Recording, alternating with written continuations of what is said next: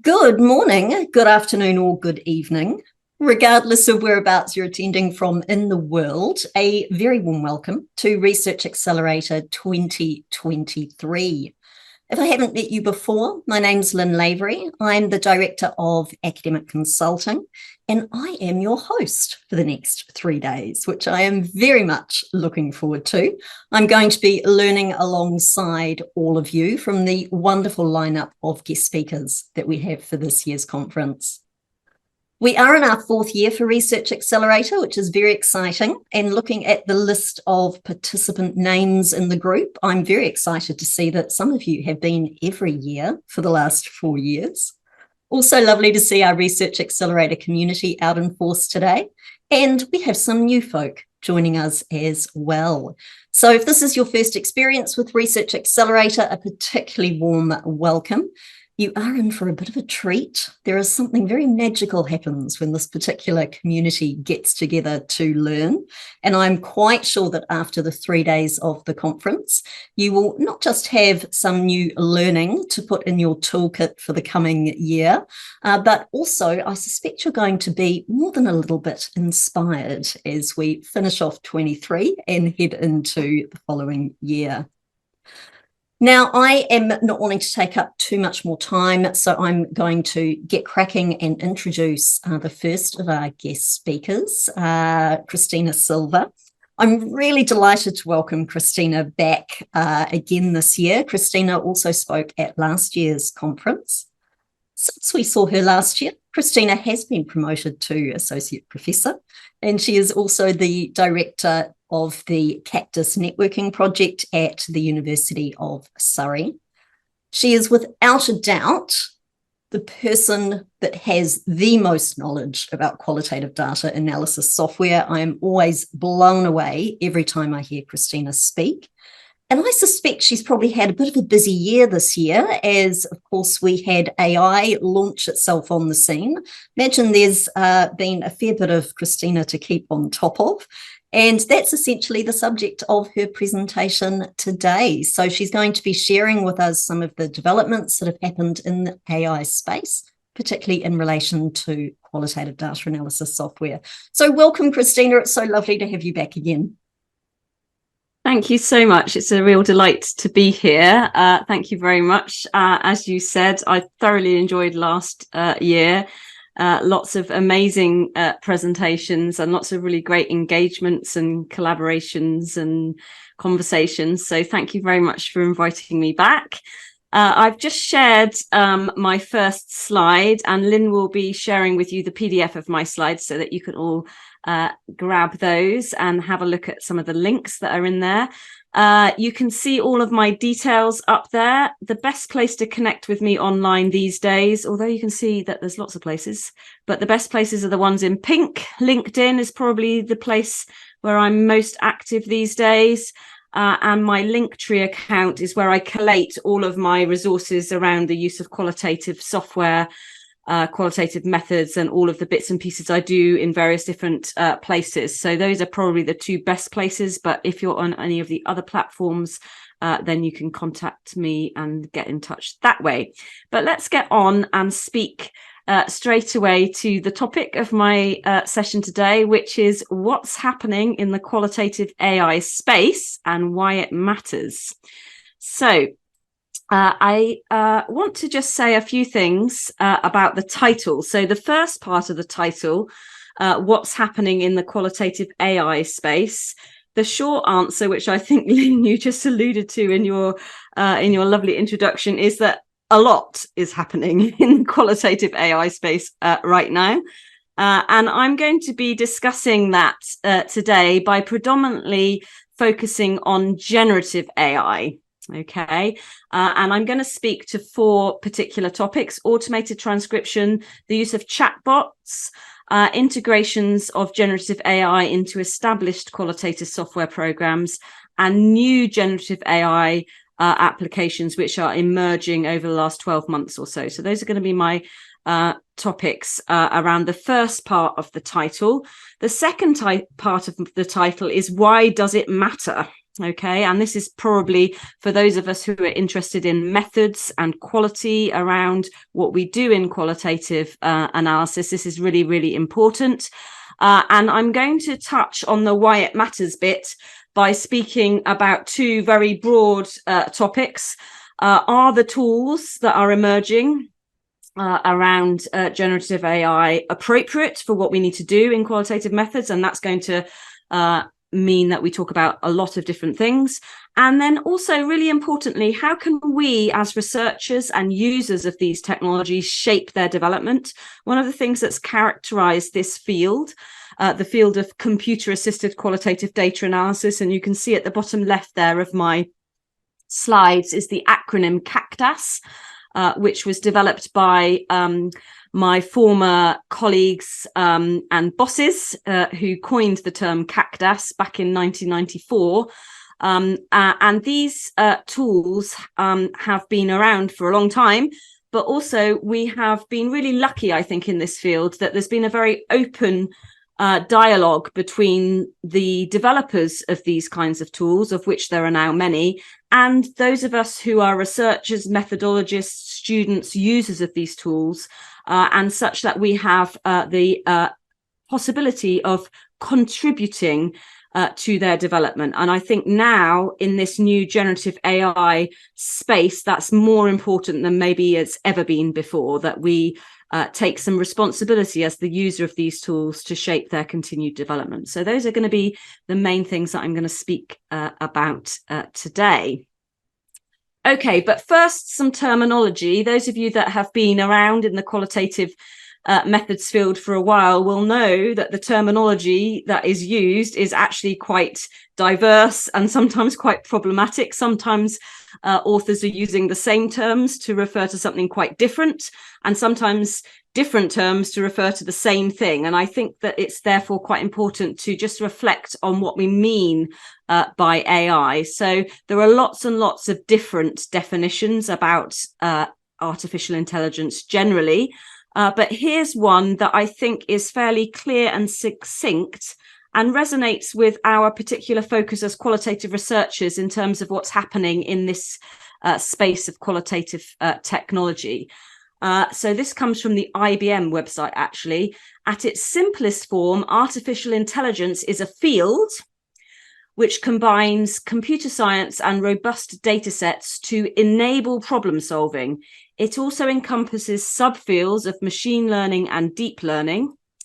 And these disciplines are comprised of AI algorithms which seek to create expert systems to make predictions and classifications based on input data. So that's a fairly broad definition, okay?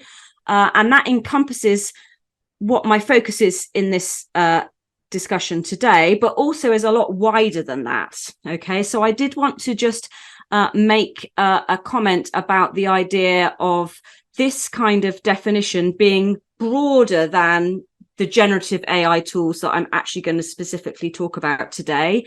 And although I'm not going to talk about those broader technologies, I do want to let you know that actually the use of AI in the broadest sense of that definition isn't a new thing in this field.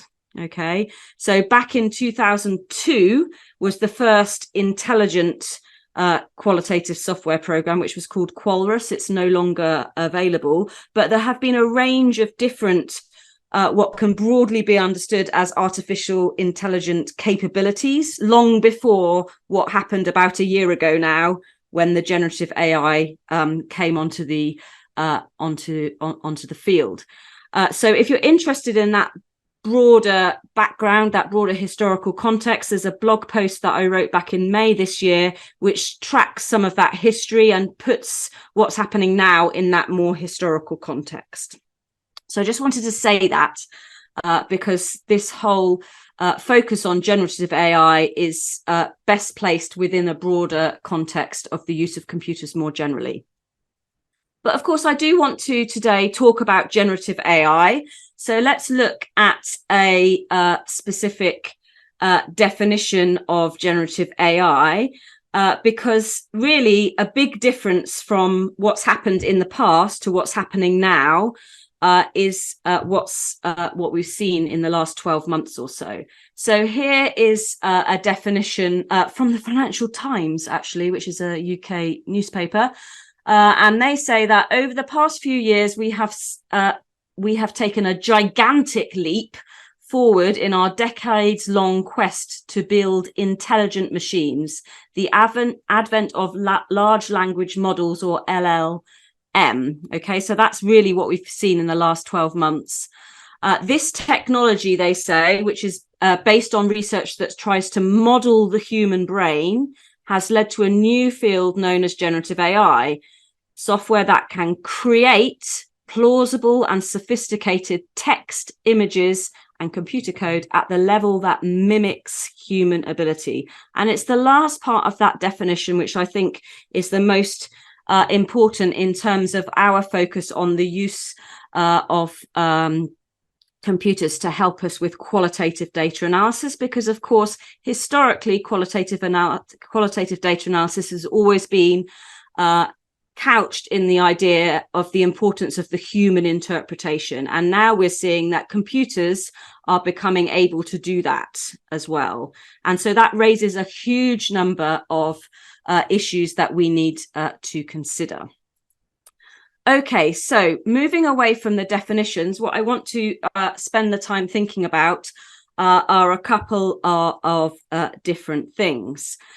So firstly, I want to speak about automated transcription, and I'm not going to speak about that for very long, because I know that the next session is going to be specifically about that, and Daniel Turner, who has been developing some of these tools, will be speaking to that.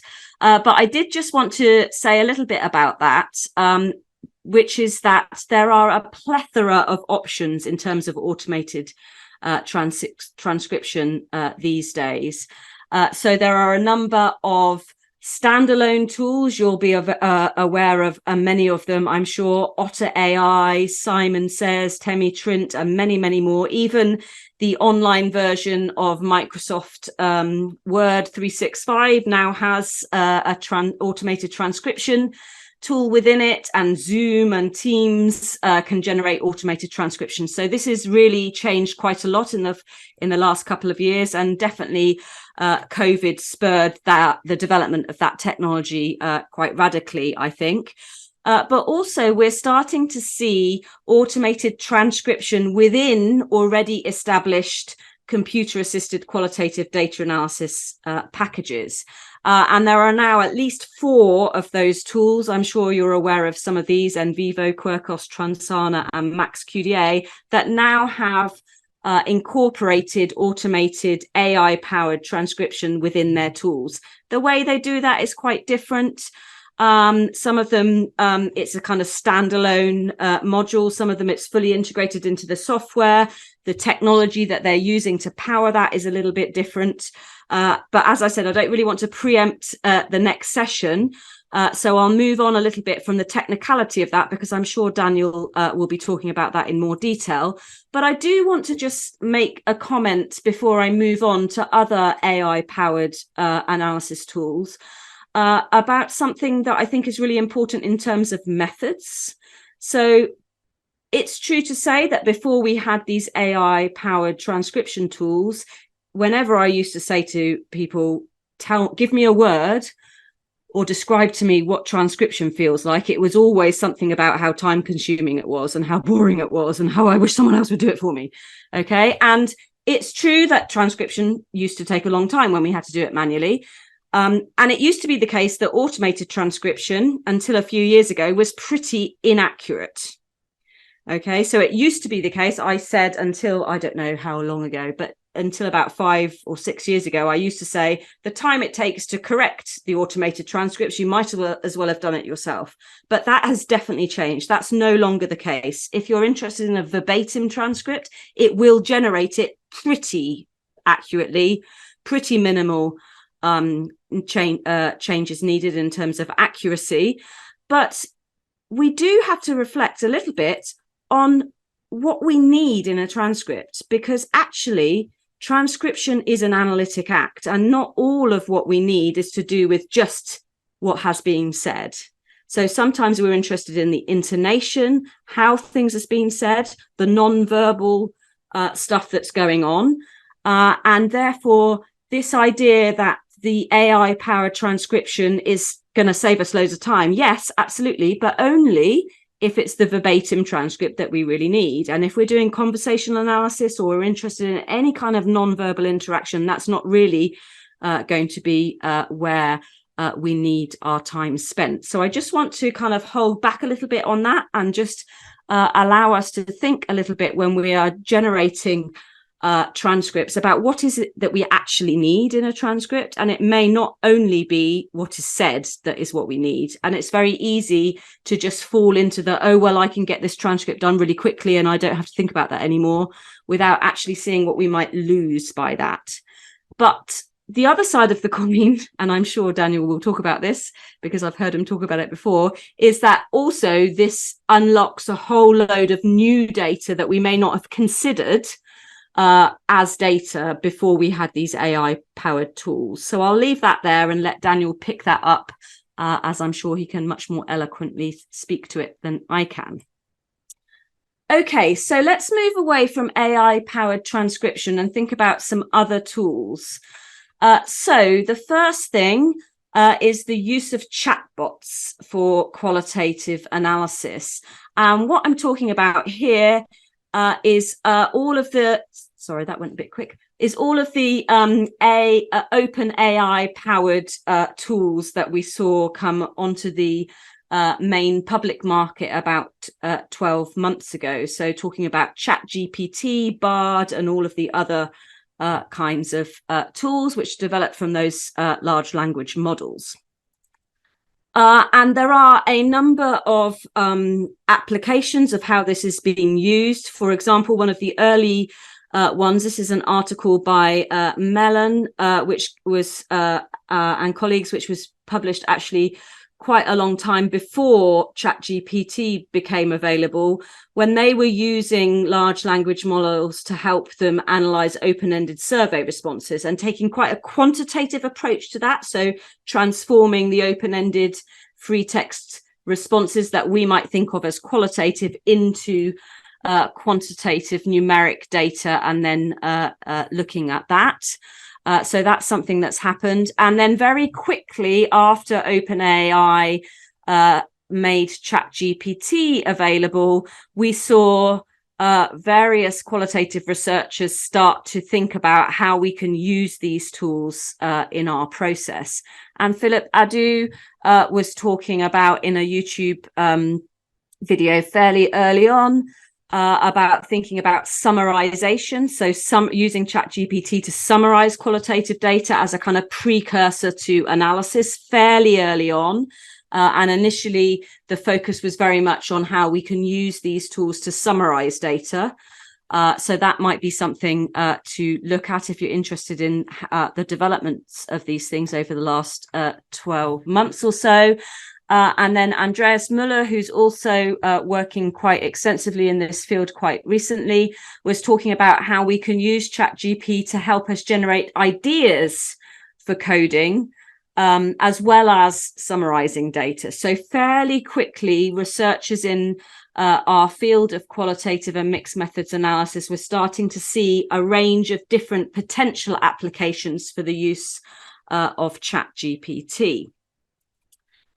And we are also already seeing peer-reviewed journal articles appear. Some of you, I'm sure, will be aware of the work of David Morgan, who is famous for, he's currently the editor of the Little Blue books, the Sage Methods books, a long-established expert of qualitative analysis. And he's recently had an article published in the Journal of Qualitative Methods about his exploration of using ChatGPT, whereby he has compared how ChatGPT would allow him to analyze the same set of data that he'd already analyzed previously in a non-ChatGPT way. And so he compares how that looks, and basically is pretty favorable about the role of and the use of ChatGPT.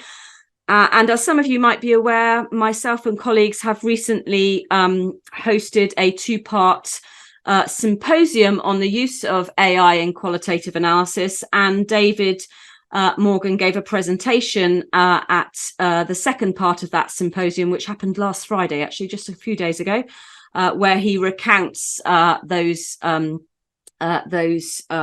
experiments and his ideas about how that may change the way that we use or the way that we undertake qualitative analysis. So there is a burgeoning and developing field of the use of tools like ChatGPT to do qualitative analysis. And I'll come back to some of the implications and ethics of that later on.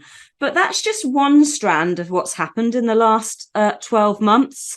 That's basically harnessing the publicly available open AI technology, but other already established qualitative software programs have started to incorporate that technology into their already existing qualitative tools. And most notably are Atlas TI and Max QDA, and both of those programs are amongst the pioneers of this genre of qualitative software, both having been around for 25 plus years. But the way that they started to harness the OpenAI technology, so basically they're taking the large language model technology that ChatGPT provides and incorporating that into their qualitative software in various ways. And they kind of did that in slightly different ways initially, although they're starting to become a little bit more similar in terms of what's available right now. But Atlas TI was the first one who that harnessed this, and they initially harnessed it by enabling what they called AI open coding. They're actually no longer calling it open coding. Interestingly, they're just calling it AI coding now rather than AI open coding. But anyway, and that meant that you would open up the Atlas TI program with your data and it would code your data. Okay, using those large language models. Okay, the experiments that I've done and others have done have often come to the conclusion that it generates so many codes that maybe it's not actually that helpful, maybe for coding purposes, although I would think that it's fairly useful for familiarization purposes. So looking at the codes it generates and thinking about the data that those codes are applied to can be useful to help me familiarize with the data. But it will generate a large number of codes, and it does that without any kind of input from me as the human. And I'll come back to that kind of relationship between the human and the machine later on. But they also implemented very early on the idea of summarizing data, so being able to summarize your qualitative materials, your interview transcripts or your literature articles or whatever materials you're working with. They also have in their web version the ability that the software, the AI tool, will suggest codes to you. So not necessarily do the coding, but look at some data and say, oh, this might be a useful code, and then you can review that and think about that. And very recently, in the last week or two, they have also now release what they're calling conversational AI. So those of you that have used ChatGPT outside of this qualitative analysis thinking will know that you can ask questions of ChatGPT, what's going on here, what's going on there, and continue to have this kind of conversation with it. And that capability has now also been incorporated into Atlas TI based on the materials, your qualitative materials that you have for your research project. So that's kind of where the situation is with Atlas TI at the moment, and you can check out their website. It's kind of changing pretty rapidly. So the last time I gave a presentation like this, not all of those things were on the list, and now they are. So you do need to keep up to date with what's going on from the websites. But Max QDA started to harness these tools in a slightly different way. So they have very recently incorporated the AI transcription that I mentioned earlier. But in terms of analysis, they initially allowed us to summarize coded segments. Then they allowed us to summarize text passages. And I think that's very interesting. So the order in which they started to implement or harness these open AI tools was quite different from Atlas TI. And that's something very important from a methods perspective to reflect upon. So initially with MaxQDA, it was like, okay, we'll summarize data that you've already coded. And then they were like, well, okay, now we'll summarize text that you haven't coded. Whereas Atlas TI was like, oh, we'll just code it all for you, and then we'll summarize it, and then we'll think about maybe offering you some code suggestions. So the emphasis of how they implemented those tools, I think, tells us quite a lot that's important to reflect upon. And as researchers, we need to be thinking about what it is that we actually want to do with our data in terms of choosing appropriate tools. It's always been the case. I would have said that before this generative AI stuff came on the scene. And then they implemented the ability to suggest subcodes as well. But what they still haven't yet done, and whether they will or not, I don't know, is actually get the coding to be done via the AI. So MaxQDA are holding back off that. They're kind of forefronting the human in the process a little bit more than Atlas TI maybe, in terms of, well, we're not just going to let the AI do it for you. We want there to be some kind of dialogue, some kind of dialectic between the human and the researcher. And I think that's something that's really important to reflect on in terms of what we actually want to do with our data. Okay, so what I've talked about so far in terms of generative AI, apart from transcription tools, is using tools like ChatGPT. ChatGPT, of course, is not the only one, but that's the one that we all talk about. But using those kinds of tools, which are not designed for qualitative analysis, but using those for qualitative analysis. And then using tools which have been designed for qualitative analysis and harnessing the AI in a particular way, which is what's happening in these two products. And then there's another third genre of application, which is that there's a whole load of new tools which have come onto the market in the last 12 months that just weren't here 12 months ago, which are specifically harnessing OpenAI functionality, that large language model capability, and allowing us to use that for all kinds of different qualitative analysis purposes. And many, I mean, there's too many to mention really, but many of these have been developed from a much more business rather than research sector, but they can be adapted to academic or applied research uses. But there are a few which are specifically developed for qualitative research in some form or another. And I'm just going to highlight three of those second type for us today. The first one is CoLoop, which is based in the UK, generated by a bunch of people in London, but very much developed initially with market research in mind rather than social research, but some really, really powerful, useful tools. And they were also at the symposium that I organized last week. So if you're interested in that, you can look at that.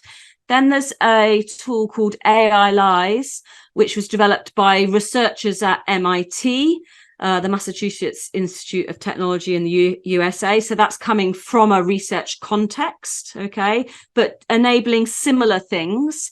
And then there's also another one called Cody, which again is developed by researchers at the Institute of Technology in Germany. But these are just three. There are many others, and there's lots and lots of applications out there. And I think one thing that we as a community of academic and applied social researchers need to think about is the fact that these tools are completely opening up the idea of analysis beyond the professions and the academics. And that's something that's kind of been happening over the years a little bit, but something that we haven't really had to face in such a tidal wave as we do now, because these tools are now there for anybody to use, right? And so what is a professional researcher or an academic researcher is potentially called into question a little bit when these kinds of things are available for anybody to use. We're no longer, you know, it's no longer the perverse of the professions necessarily. Things can be done by anyone.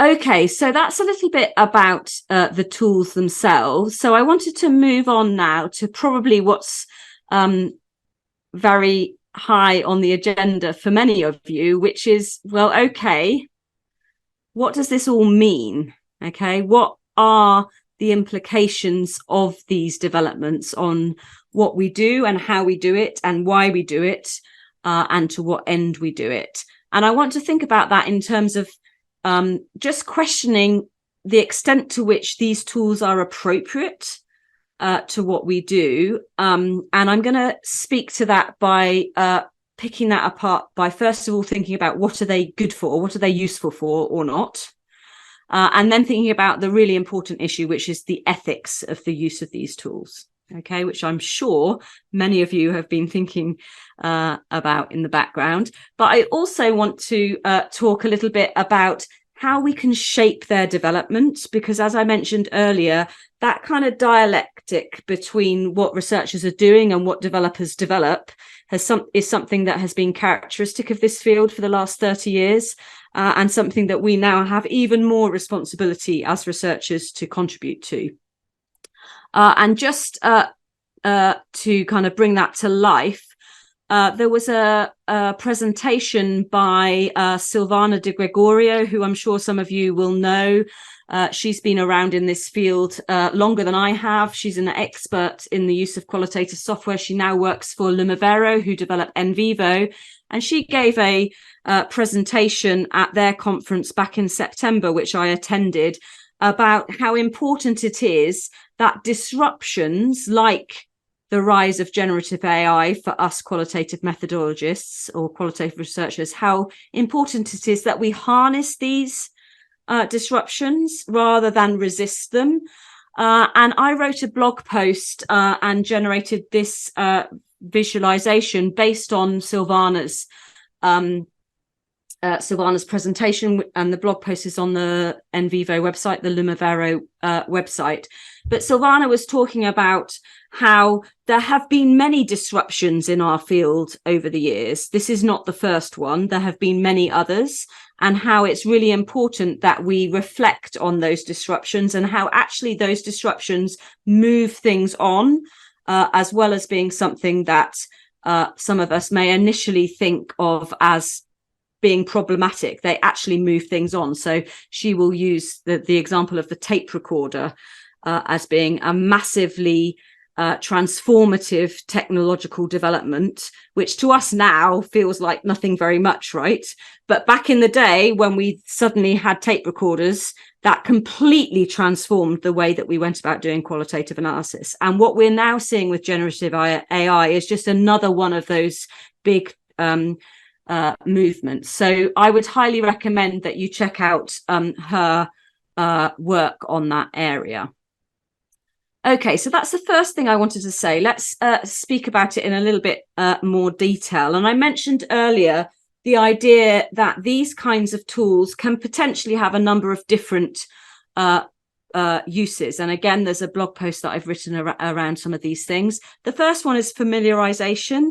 So many of us, when we do qualitative analysis, the very first thing we do, whether we're working with large bodies of material that we've downloaded from the internet or interviews that we've undertaken ourselves, however little or much data that we have, many of our methods require us to familiarize ourselves with the data before we do anything else.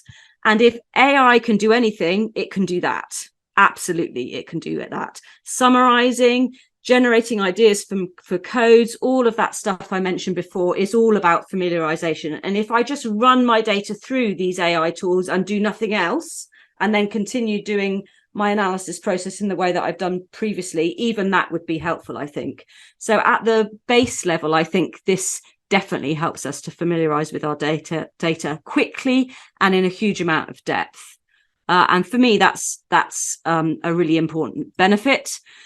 If you watch the recordings for the AI symposium, and I'll share those with you at the end, there's quite a lot of talk about how we can use these AI technologies to help us gather ideas.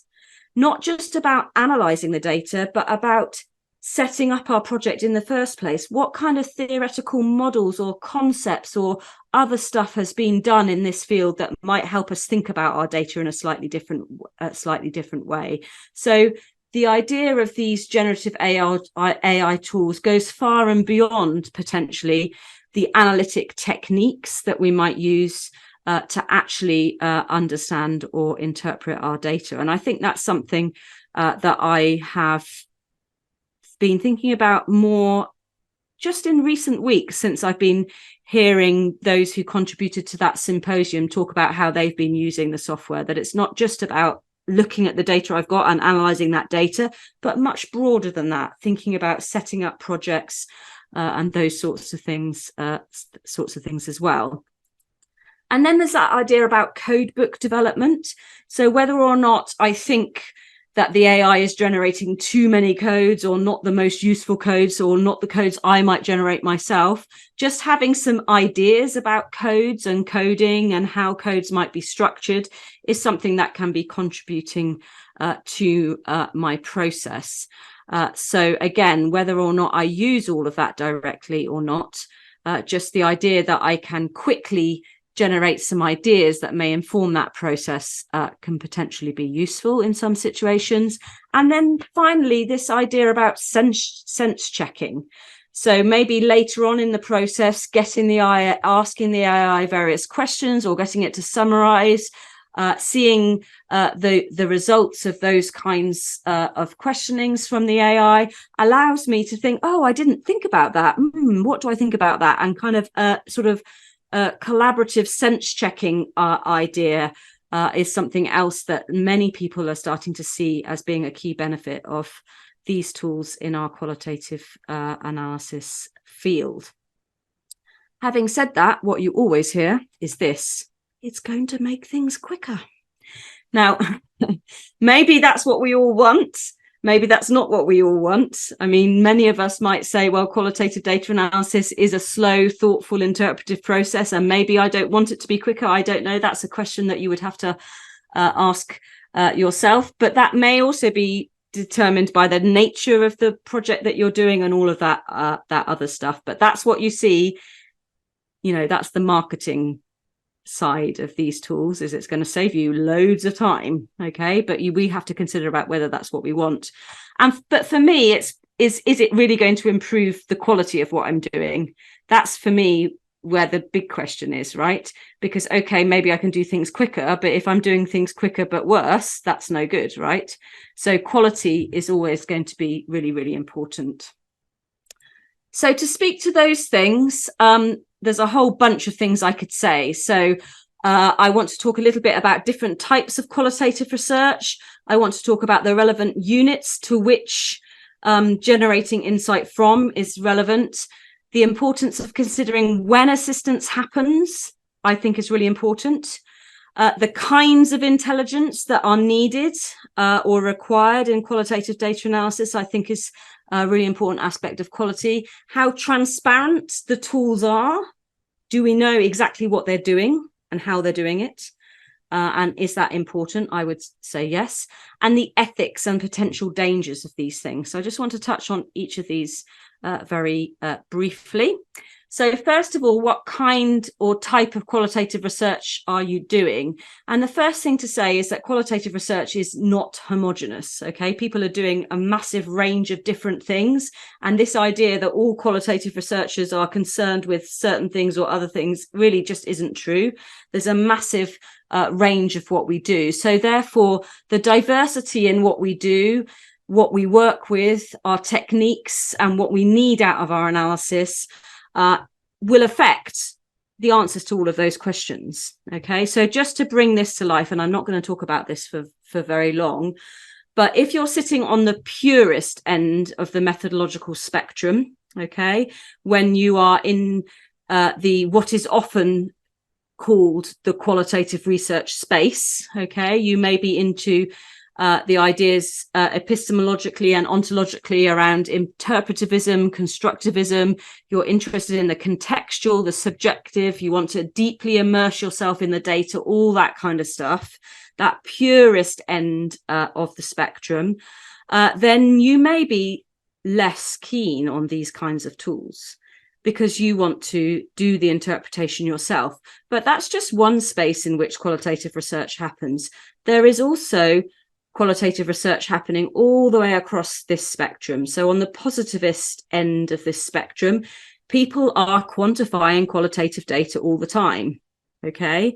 And therefore, when you're sitting more on this side of the spectrum, when you want to generalize from your qualitative data, when you're working with massive amounts of big qualitative data, then what you're doing is much more about measuring and being objective and quantifying, etc. And that's also a type of qualitative research in the sense that you're using qualitative data, you're just looking at it from a more quantitative perspective, maybe. But I want to open up our minds and say that actually, when we think about AI can help us along this different methodological spectrum. The mixed method stuff is in the middle, right? Being the pluralist way of bringing both sides of those paradigm wars together and thinking about, okay, we've got this body of data, and actually looking at this body of data from two different or multiple different perspectives actually gives me a more holistic understanding. And I think AI allows us to work in that pluralist space much more powerfully than has been possible. And CACTAS tools, qualitative software tools, operate along this spectrum, along this continuum. They're not sitting in one particular place or other.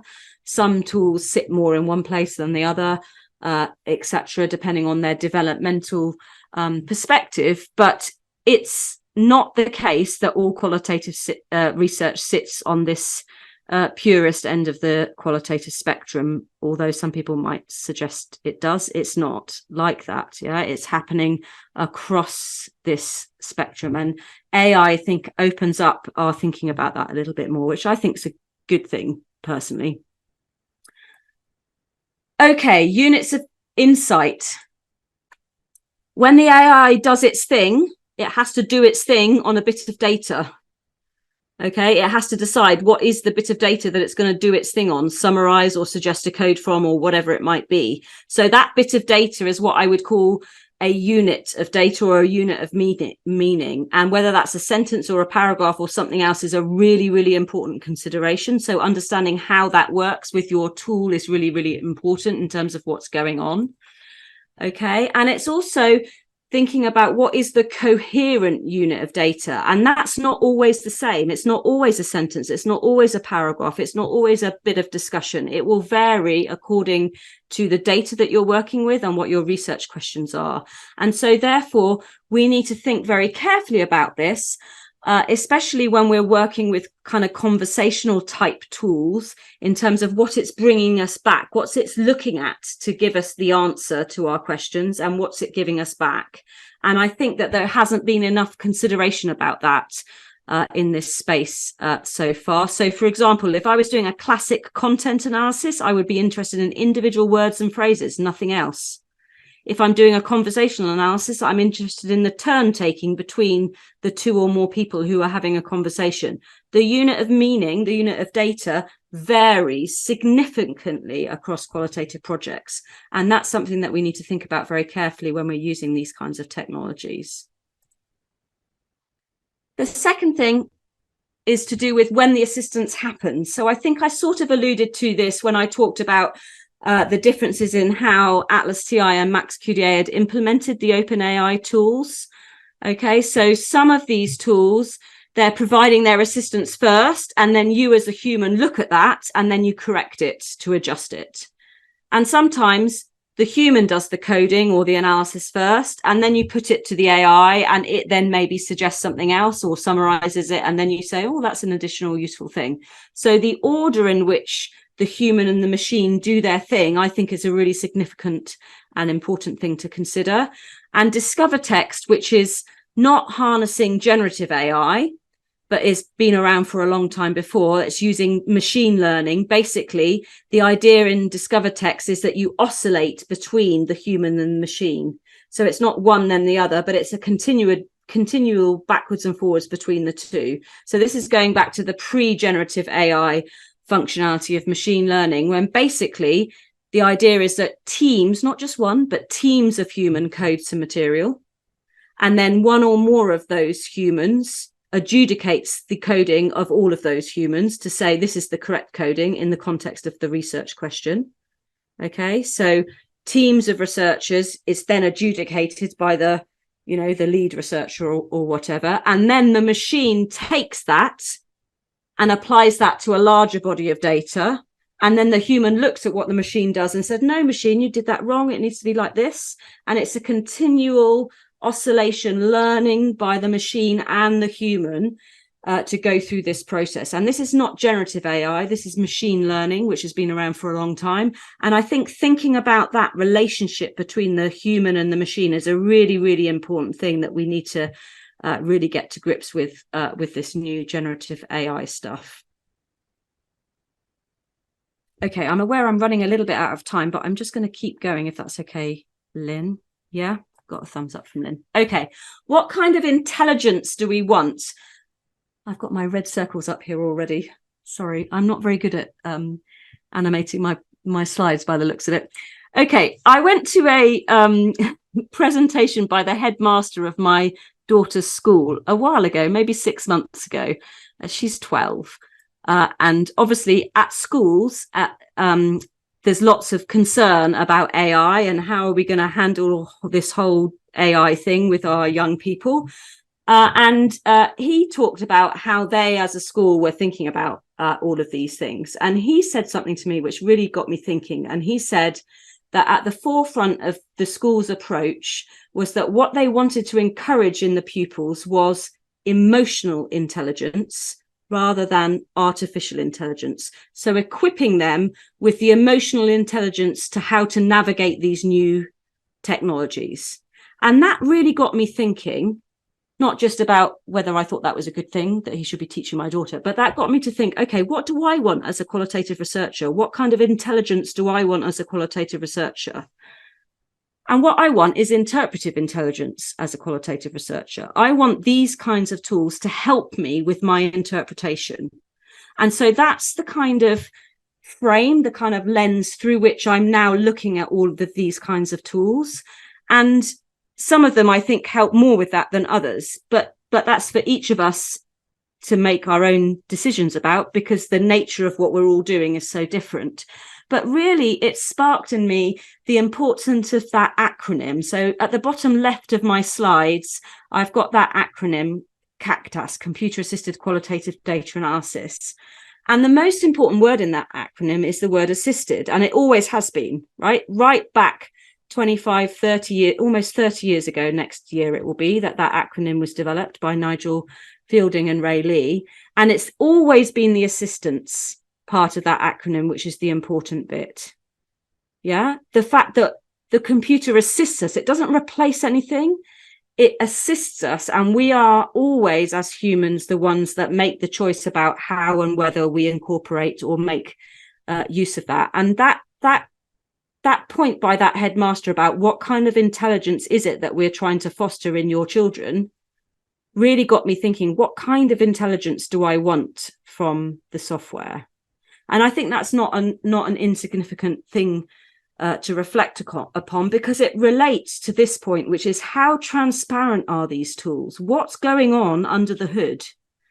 How is the AI implemented? How it works? The first part of that symposium that I've mentioned a few times is all about, we've got 5 developers who talk exactly about these questions, what they do, why they do it, how they do it. You need to know that before you decide whether it's a good thing to do, I would say. Okay. And therefore, a few questions to ask yourself if you're thinking about whether to use these tools. Are the tools developed specifically for qualitative data analysis tasks, or are they third-party tools that are just being harnessed or appropriated or whatever? Does that matter? That's a question to ask. Do the developers clearly explain how they work? Not all of them do. Some of them it happens in a black box. Some of them are much more explicit about what they're doing. How much input do you as a human interpretivist have on that process? When it happens, how it happens? Can you teach the tool? Does it learn from what your input is? These are all really important. And also, can you use your research questions to inform the AI, or do you just put your data in and it just says, oh, this is what's going on, without any regard to what your research question is? If you coded in that way, you wouldn't get to where you need to get very easily. So always having your research question and your objectives in mind is really important. And some of these tools incorporate that more than others. And I think that's a really, really important thing. Okay, let's move on to ethics, because I'm sure this is something that you're all kind of thinking, yeah, but is this ethical? Really important question. Okay, lots of the questions are to do with privacy and data security. Where does the data go? Is it secure? This depends on which tool you're using and how that tool is handling things. Whether the data, what's done with the data, who has access to the data when you upload it. These are all really, really important questions. And most of the developers who are incorporating these tools have thought very carefully about this. Okay, most of them know that the people who are going to be using these tools are qualitative researchers who are really worried about these things. So they have thought about these things. Okay, and they have got amazingly detailed protocols for handling it. It was interesting because David Morgan, who I mentioned earlier, who talked about that comparison with doing an analysis with ChatGPT, analyzing the same data that he'd analyzed without it previously, he said something really interesting, which was that he updated his data to ChatGPT, which is something that lots and lots of people are very, very concerned about. But he said, and I don't know the technicality of this, but he basically said, when it ingests the data, it completely deconstructs it in order to understand what's going on. And nobody ever can retrieve that. And yes, you might have concerns about ChatGPT learning something new from that data, but nobody can retrieve that data when you upload it. So the idea that if you upload your data to the cloud, that somebody else can just come along and see it is a little bit of a misnomer. But that's definitely something that you need to consider and reflect upon. But the tools like MaxQDA and Atlas TI, they are using the business model of ChatGPT, not the open one that you and I can just use for free. They are paying a lot of money to use a version of ChatGPT that nobody can access your data from at all. So if you do this work through those kinds of products, so the ones I've mentioned today, not the open ChatGPT, but the data is definitely secure in that sense. But absolutely, you need to, as an individual researcher or a team of researchers, you need to understand this as part of your ethics. More importantly, maybe, or as importantly, is do you have the right to upload load the data? What are your responsibilities as a researcher to your participants? Have you brokered ethical the ethical what's the word? Have you told them that this is what you're going to do? So just like you would say to them before generative AI, I'm not going to share your details with anybody else. If you're going to use generative AI, you need to now broker the consent from them that that's an okay thing to do. So that's a whole new way that we have to think about ethics. But technically, I think it's also worth just reflecting a little bit, and you can read more about this in my blog posts, about how these language models were developed in the first place. And there are some interesting and quite scary things that have been written about who is generating the AI models and how little they have been paid to do so, which is an ethical thing that we should think about. The whole idea about kind of model collapse. The fact is that if more of the same data gets fed into the model, then it's kind of seeing the same data over and over and over again.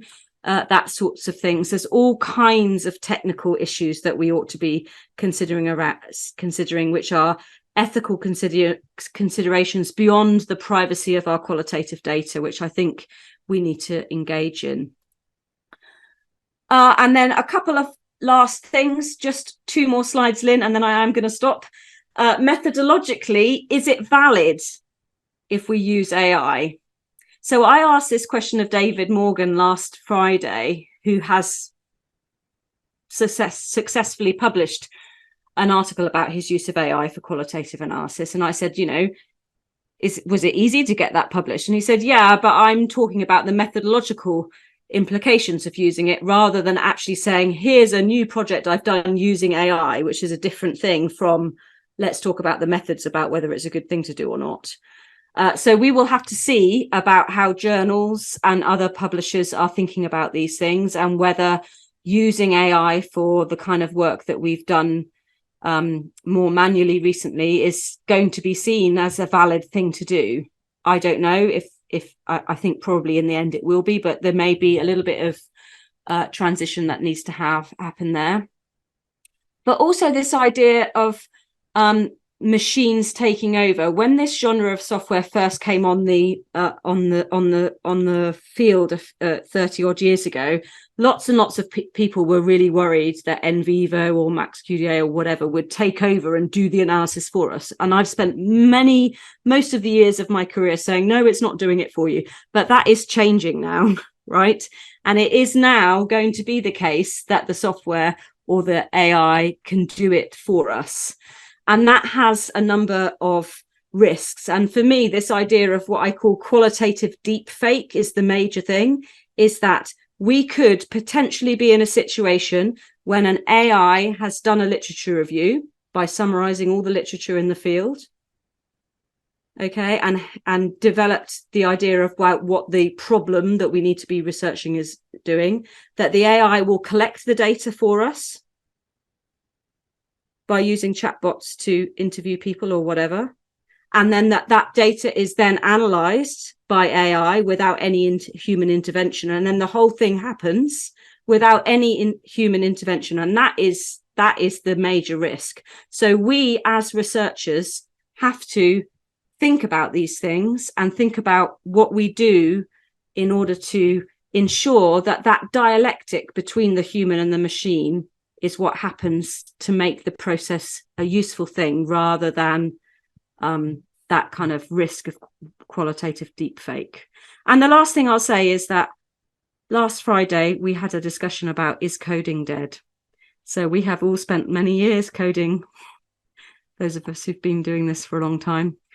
If we use ChatGPT and some of these other generative AI technologies, there is the question about whether we need to code anymore.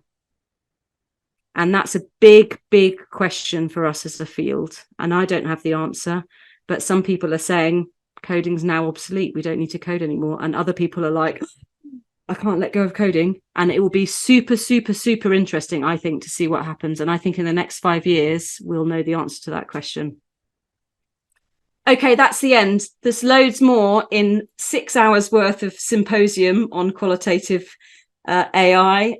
Are available. The first part is available on the YouTube channel already. The second part, which only happened on Friday, we haven't processed the video yet, but it will be there by the end of this week. And then you'll be able to watch 6 hours of all kinds of experts and researchers talk about these issues in even more detail if you're interested. But hopefully that gives you a bunch of things to think about. Wow. I suspect other people in the group are thinking the same phrase there. That was absolutely fabulous, Christina. Thank you so much. And no need to worry about going so close to time. I have purposely done the schedule for the conference so that we're not rushing from session to session for this reason. If anyone does need to leave, be rest assured that the Q&A we're about to do is on the recording. So you know that you can exit out and you'll be able to review that later. I've been sort of keeping an eye, for obvious reasons, on what's been happening in this space over the last 12 months. And I've got to say, you just did a perfect job, Christina, of summarising it all in an hour. I know lots of people in the group have been sort of procrastinating a little bit over finding out about AI. It's sort of gone in the too hard basket this year. And really, I think that presentation is, you know, that was a perfect recap and essentially not quite all they need to know, because there's quite a few questions to think about there. But I wanted to come in with a few questions. So there was one from Becky I wanted to come back to. So even with assistance from AI, how do we reconcile our theoretical baggage and reflexivity with the machine assistance that has no baggage or reflexivity skills? Thoughts on that one? Okay. Yeah, that's a really interesting question. That's something that we talked about at the symposium last week as well, and something that I have always been most concerned about. Maybe one of the things I've been most concerned about when I've been thinking about this. But other people say to me that they can say to the AI, imagine that you are a whatever, how would you, and look at the data from that perspective, and that it is clever enough, and that they are amazed with how accurate it is when you ask it to look at things from that perspective. So it's a lot to do, and you will see when you delve into this topic in more detail that, and I'm sure many of you know, just generally outside of qualitative analysis, all the stuff that you may have seen about prompts and the questions that you ask. The questions you ask are super important, right?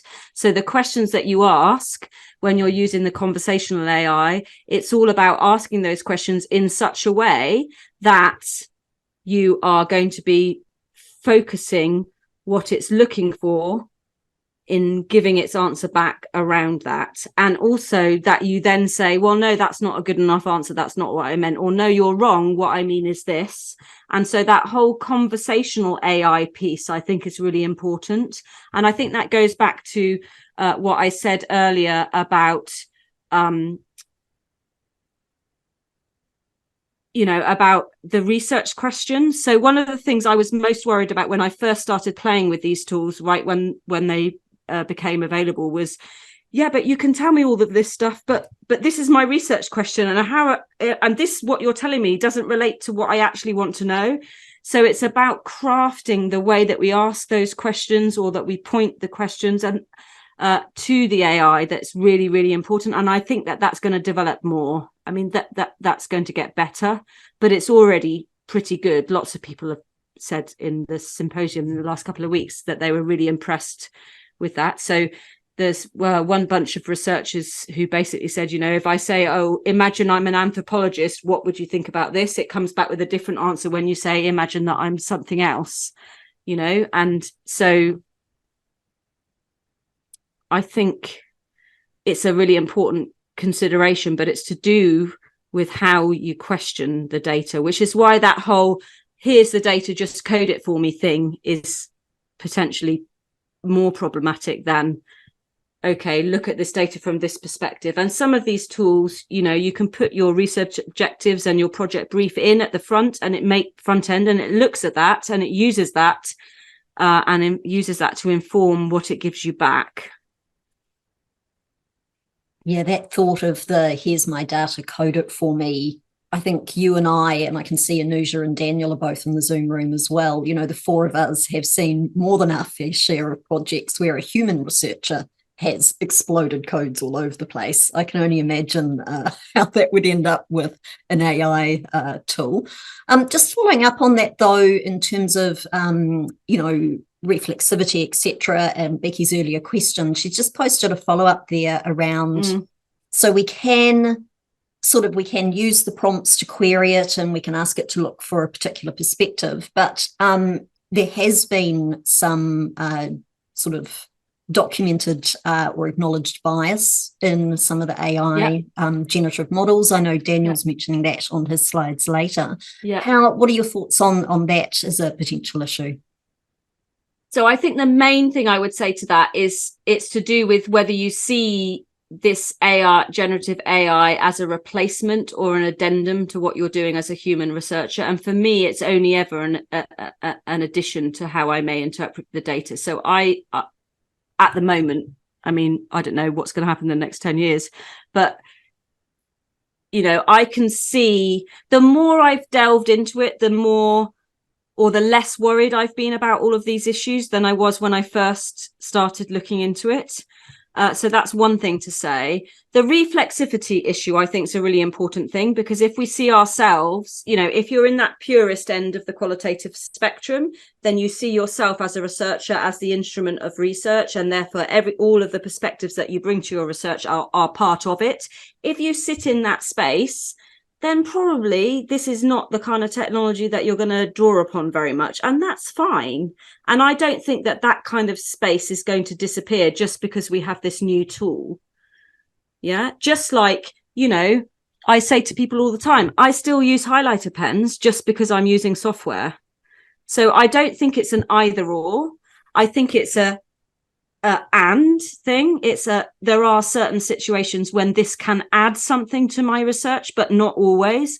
I don't see that I would always use these technologies, but I can see that for some projects and some situations it would be really useful, but for others it wouldn't.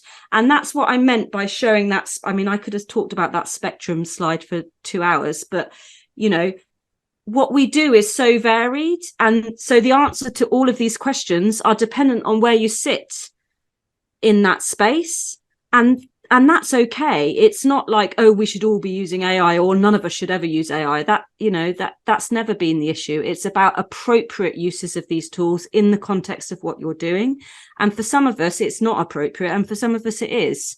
And I think we just have to not be too deterministic about that, but be contextual about that, like we are with everything that we do with our qualitative analysis. So that's what I would say to the reflexivity point.